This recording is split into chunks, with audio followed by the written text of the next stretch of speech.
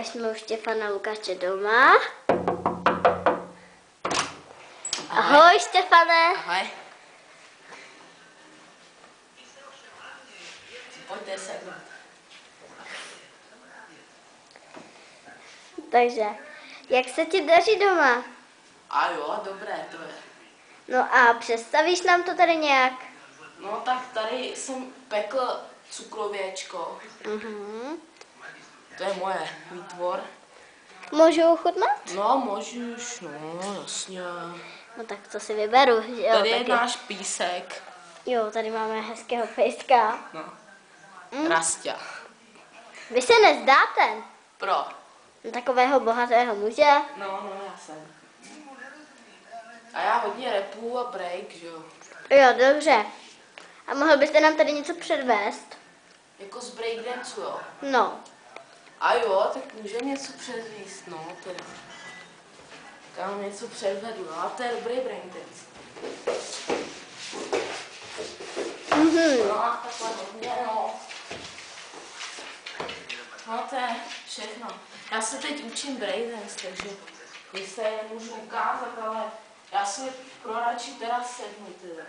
A Štěpane, No. můžu se zeptat, jak si tu žiješ? A jo, dobré, viď, někdy sem chodí ženy nějaký a tak. Je to dobrý. Mám tady to, notebook, všechno, viď. Hodně, no, teď tady stavím Vánoce a je to dobrý, viď. Dostal jsem pár dárků, nějakou navigaci, že jo. Dobrá. Dívčí. No, tady to je super. Si to teda znáte, to je úplně nejlepší. No a tak ještě to, jsem dostal tady psa. Dobré, jo, no. Dobře. A náhodou jídlo? Co? Kde máš kuchyň? Kuchyň mám tady, se můžete kouknout. Je dobrá. Já teda tam moc nechodím, no, ale někdy se tam vydám, teď jako tady hodně vařím. Jo, tomu bychom věřili. No. Já hodně takhle z pytlíků. Takže vidíme, že tady No, hodně tady vařím takhle zelí, takhle. samý flašky tady. No, my tady hodně to pijeme takhle.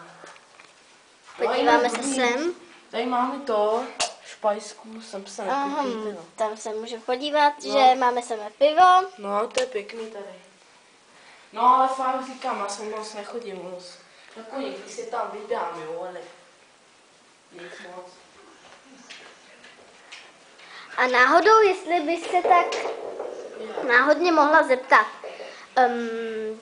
kolik máte asi tak přibližně peněz? Peněz.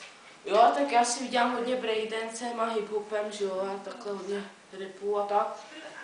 Tak za den mám tak 10 000, no, za rok by si mohlo tak 50 milionů.